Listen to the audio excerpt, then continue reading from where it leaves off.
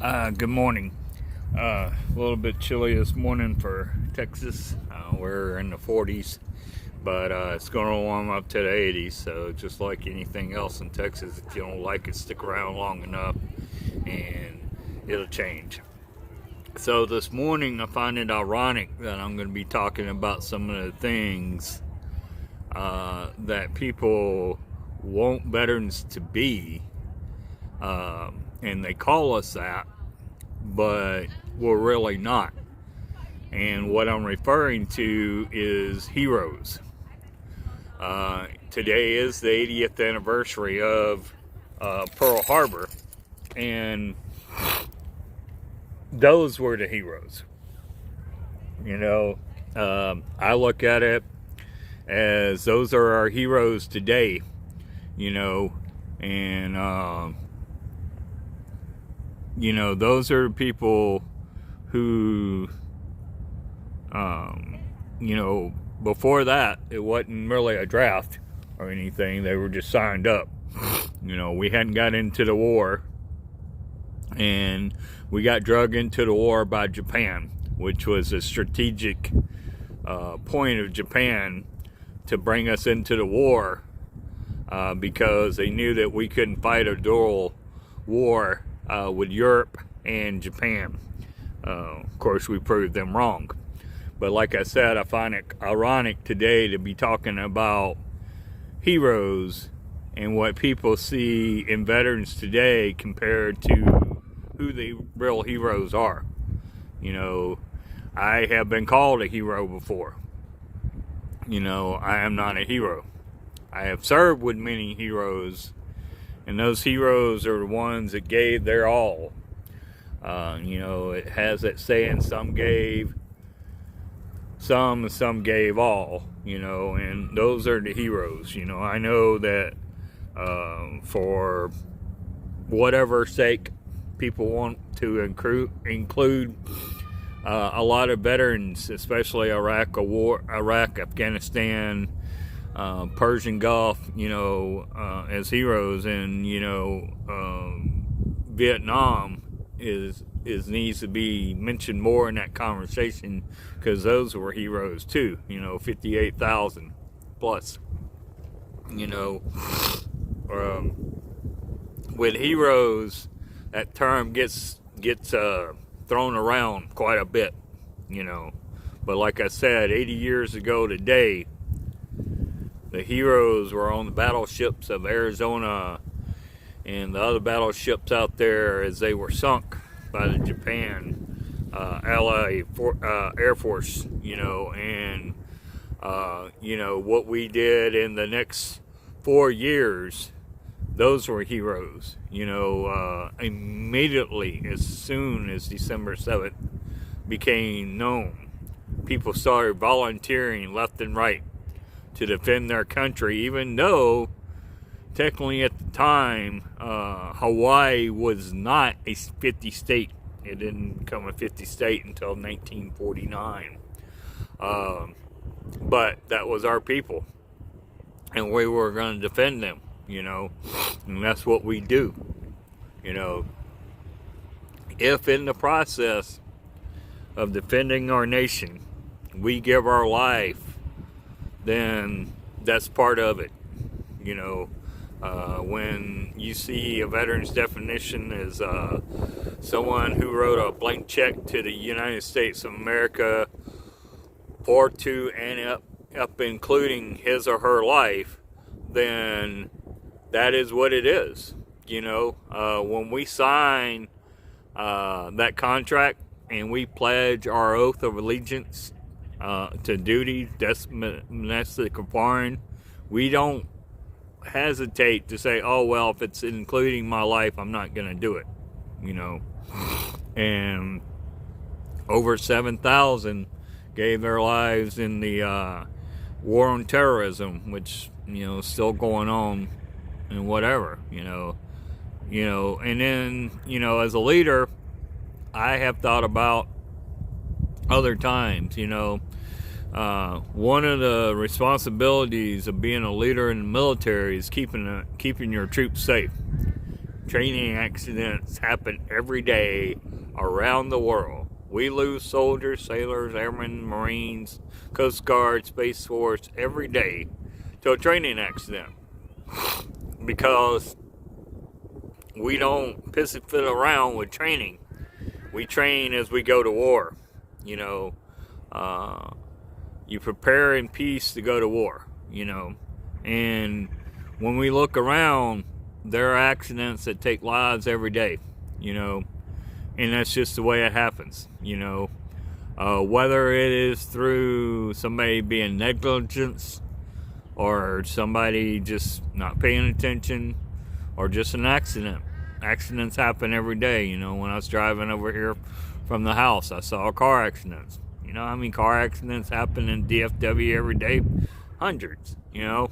Does anybody ever intend to get into an accident? No, they don't, you know. Does a soldier ever intend to die for a training accident? No, he or she doesn't, you know. But as leaders, that is what one of our responsibilities is, to keep an eye on people, to make sure that they're doing things safe, and make sure that they're doing what they're supposed to be doing, you know.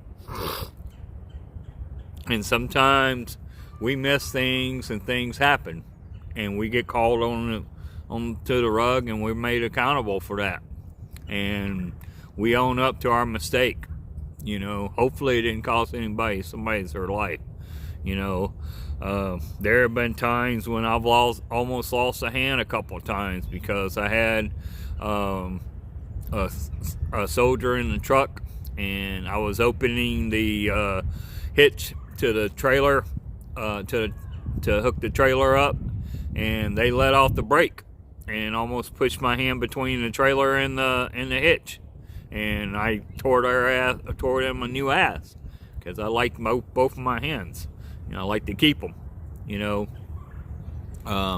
There's been times when things happen, you know, but accidents happen, you know. So, you know, and I look at it as their heroes too, because they gave their life, you know, whether it be in a training accident, because in a training accident, we're training for war, you know. Getting back to veteran talk, you know. The other thing is, as the years go on, the gulf between veterans and civilians grow every day. You know, you would think in this world we live in now with social media, you would think that there would be an easier time connecting to military.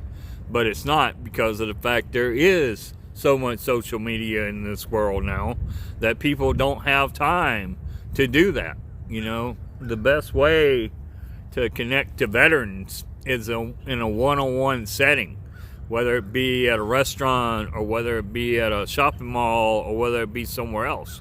You know, when you see somebody walking by that has a hat on like mine, you know, with Afghanistan, Iraq, or Vietnam, or Korea, or just something about serving, you know, you need to stop and say thank you for your service. I know a lot of people feel like that is such a short-ended statement, but it's better than them not saying anything, for that simple reason, you know. And how that veteran takes it, don't worry about it, okay?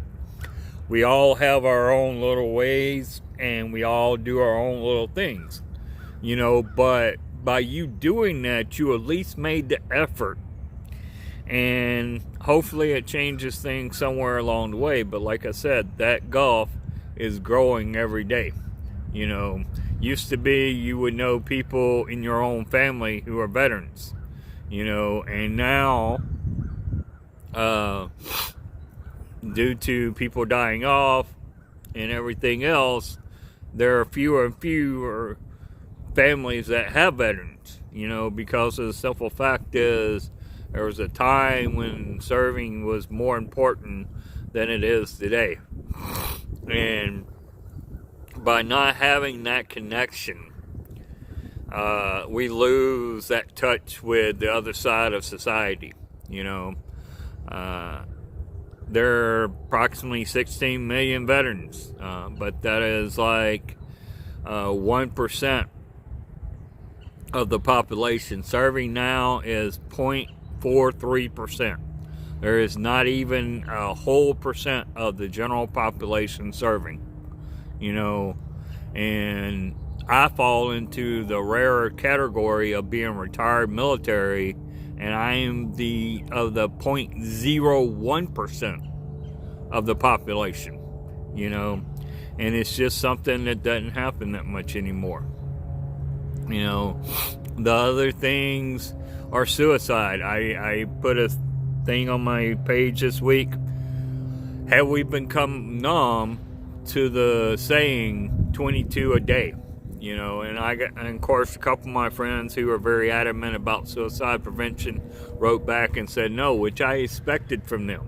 That's what I expected from my friends, because I know my friends, Derek and Kirk. I know what they want. But I only got like maybe 10, 15 comments from that. I got a lot of sad faces on the emoji, the heartbreaking and all that, but I didn't get a whole lot of, oh hell no, we're not numb to that thing, We're still in this fight. Are we in this fight? Are we too busy today to pay attention to the veterans around us, that need our help? And I've next week I'll probably go back and do my suicide series again. I like to do it every couple months just so that I can reach out to people and let them know what the myths and stuff are, And then talking sinuses are a little clogged this morning with weather, but and then just getting to know veterans and getting to know them and talking to them and stuff during the holidays is important. When I say veteran talk, it's what we talk about as veterans.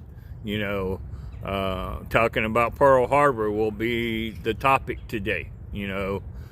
People will be remembering 80 years, and we only have, a couple veterans left from Pearl Harbor, and so we're fixing to lose that connection.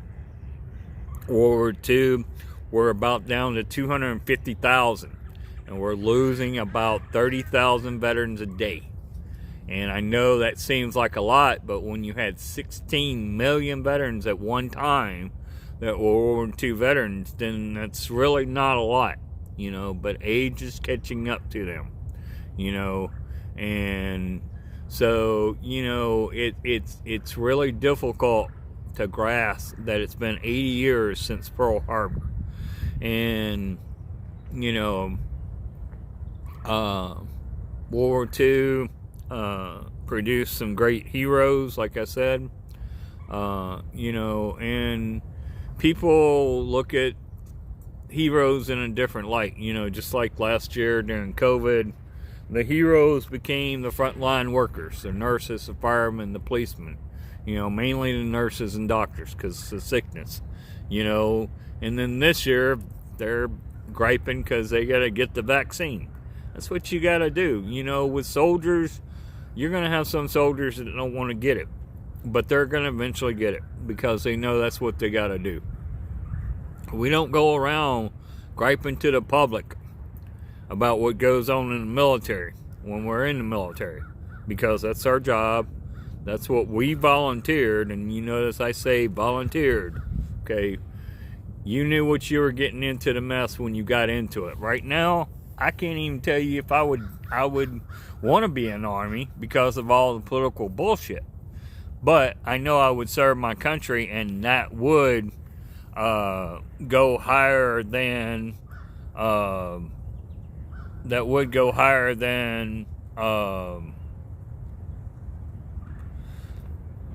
get that back down. It would go higher than the others, Serving is always the top priority, regardless of the bullshit that you got to put up with. But like I said, it's just a matter of doing the things that you know need to be done, and you get them done. Working now as a veteran with other veterans and peer support, there are a lot of veterans who don't understand where they're at with their mental health, and we're trying to work every day to clarify those thoughts and those feelings, and be able to get them out, and be able to show people it's okay to have mental health. It's okay to have depression, anxiety. I notice that the TV commercials have gotten a little bit more into it, but that's all these famous people wanting to make a name for themselves because they come out on TV and talk about mental health. Man, that's just a bunch of bullshit. Okay? If I don't see the struggle part of your mental health, then I really don't care, because you can talk about it all day long, just like I could talk about whatever all day long, and I really ain't made a difference other than wasting a lot of my time and effort. But when it comes down to mental health and veterans, it is very important to me, because I suffer from I am recovering from mental health, depression, anxiety, PTSD. I no longer use the term that I am suffering from it. I am recovering, because you have to make that turn in your life where you no longer are the victim, but you are the survivor. You are the one who is making changes in your life. And by you making changes in your life, you're making changes in other people's lives. And for veterans, it's important to see another veteran recovering from mental health, because that is something, with the stigma that's out there with the mental health, that is hard to do, because you hear negative, and then all of a sudden a positive thing comes in there and you're stopped, and you're like, whoa. Somebody said something about recovering. Let's listen to that. I don't want to say anything about me, because it's an experience that you have to live to know it. And it's a hard experience. It is one of those, school of hard knocks. That's what depression, anxiety, PTSD, mental health recovery is. But if you keep making that decision every day that it's recovery and you're not suffering, you will eventually turn that thought pattern around, and it'll be heading toward forward. And you'll be going, like we said in the military, forward march. Because of the fact is that we have to keep going forward. We can't go back. Some days I will have bad days, just like I'm dealing right now with the death of my friend Vince, who died last month, and his celebration of life is this week. And I have a setback, but I'm back going forward again, because it's what I need to do. It's what Vince would want me to do. So I want y'all to know that this is what you need to do, to keep moving forward. But like I said, people want heroes today. I have my heroes. They're all my friends who have gone on and who paid that ultimate sacrifice, and I can't tell you that you shouldn't have heroes. I can't tell you that you can't call yourself a hero. That's all up to you. I just know I know that I'll never call myself a hero, because of the fact is that I'm not a hero. I'm a person who did their job when it was asked.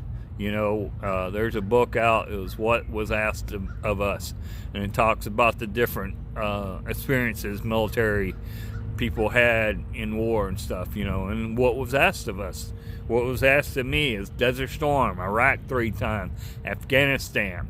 I volunteered for over 29 years, almost 29 years, and I did all that, and then once I was in, whatever was asked of me, that's what I did. I didn't back down. Even in my mental health challenges that I had the last 8 years of my career, I didn't back down from that.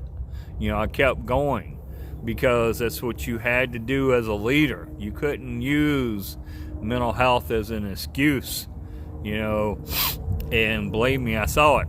You know, I saw people getting out of deployments because of mental health.